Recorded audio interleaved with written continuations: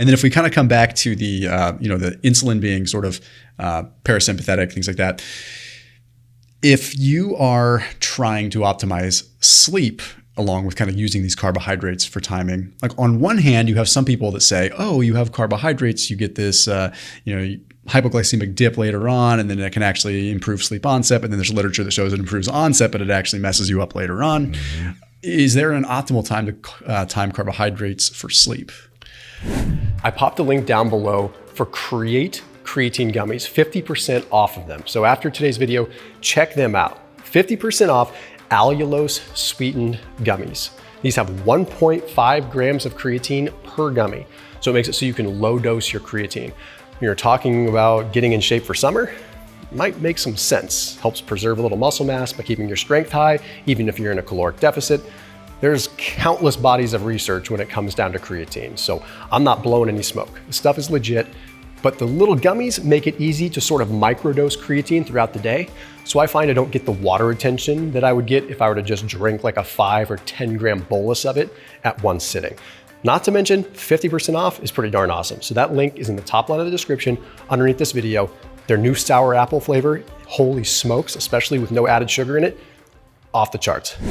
Yes, but it's different based on your dieting phase and what the glycogen and total fuel situation is. If you're on a hypocaloric diet and you're always less than, that's by definition what you're trying to do, consuming a considerable bolus of carbohydrate, at least a decent one, in the meal before you go to sleep, an hour, 2 hours before sleep, can significantly put you in a parasympathetic state that you're not normally able to be in during the day because you're always hypocaloric.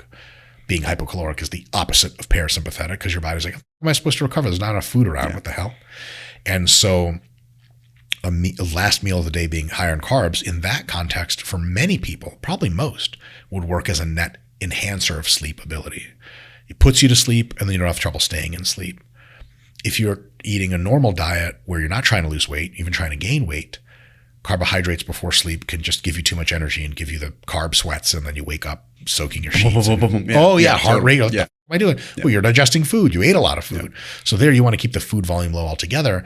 And you want enough protein to supply your body with that recovery fuel through the night. So you end up eating a higher protein, lower carb, lower fat meal in the evening if you're eating relatively normally, not trying to lose fat. So in a fat loss diet, experiment with having some more carbs in the evening. Yep. In a non-fat loss diet, try it. But if you see like, this isn't great, just have a mostly protein and fat, mostly protein of that meal before you go to bed, a few hours before you go to bed. Make sure that when you're going to bed, you're not feeling like, that feeling you just went to a Brazilian steakhouse and you're going to explode. Get that to go down a little. Then you go to sleep. It's going to work out a lot better. Yeah. I feel like little low fat cottage cheese and some pineapple or something for me. It's like, great. I feel really good. Just enough. I don't know. Just like if I start going above like 40, 50 grams of carbohydrates after like 5 p.m., it's just problematic for me for some reason. Your body gets you into, hey, I've got energy. Let's go use this mode. And then you're just not very conducive to sleep. So then last question on the side of the muscle building piece. Obviously, protein is going to be the priority, of course. But does combining protein and carbohydrates really do anything in that moment together for muscle anabolism? Or is it really the protein driving the biggest change? So I think it's a combination of the protein and carbs. And this is something you can't get out of literature on anabolism by itself, because you need to look at the catabolic side of the equation. Muscle growth happens over time if you reduce catabolism to some extent and you increase anabolism. They've shown time and time again that injectable insulin doesn't really promote a whole lot of net anabolism, but it's a very powerful anti-catabolic driver. And any pro bodybuilder will tell you that injectable insulin is insanely anabolic in the sense of over the long term, it potentiates a lot of muscle growth. But it doesn't seem to do that much by growing extra muscle. It seems to do by saving extra muscle. Yeah. So if you have just protein, let's say I just feed 50 grams of protein, some of that protein will go into getting anabolism started. Some will just be burned off for energy. If I throw in a 30-gram Gatorade shake into that meal, now it's 80 grams total nutrient.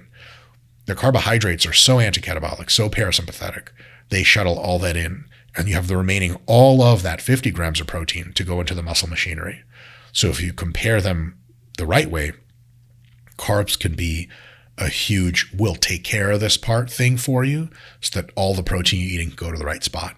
Can you overcome that by eating just way more protein? Sure. But then like, why are you going out of your way to get rid of a nutrient that's already tailor-made for this exact purpose? Yeah. So there is a synergistic effect of protein and carbs, and that increased bolus of carbohydrate will have those anti-catabolic parasympathetic increasing effects that protein alone might not have. So if I was a gambling man, I'd bet that a mixed diet of carbs plus protein, even calorie equated, does better for long-term muscle gain than a diet of almost exclusively protein. I can see that. And in the literature, cheaper too. It's cheaper. It's more fun. You can eat it more places. It's just all upsides unless you're psychotically driven to consume a ton of protein and nothing else. And then I don't really know what to say because like, rock on. But it's almost like a best way, if what I'm gathering from this, correct me if I'm wrong, it's like in general protein consumption, it's like, okay, it's always going to be a 2 steps forward, 1 step back because it's a balance of muscle protein breakdown and synthesis, right? 2 steps forward, you eat the protein, but then you have that 1 step back because you're still going to have breakdown. It's like you almost, when you have some carbs along with your protein, you're almost making it more like 2 steps forward, half step back. Yes. Yeah. I think so. And they potentiate your training and they help your sleep and they improve your mood. They're excellent for cognition. Again, carbohydrates are the preferred fuel source of the brain. All those benefits together. Keto is dope if you have a compelling reason to do it. But if you don't have a compelling reason to do keto or low carb, consider some adequate carbohydrate because it has some really good effects. I like your approach on that because you don't demonize the keto angle. There's a lot of people that thrive on it. A lot of people love it. I've used it and it was great. And I found just like once I got to the level of leanness I wanted to be at, other than the occasional, I definitely get a cognitive boost from it. But I don't know if it's directly from the ketones or more stable blood sugar at that point. Who knows? But it's bottom line is that now that I'm leaner, it's way more advantageous for me to periodically dose the carbohydrates appropriately. Yes. And it's I still love keto. I still feel great on it. I don't feel better or worse on one or the other, but I do notice that now that I'm leaner, I probably just have less to pull from. Yes. And that's just your body's like, dude, give us a carb, please, bro. Yeah.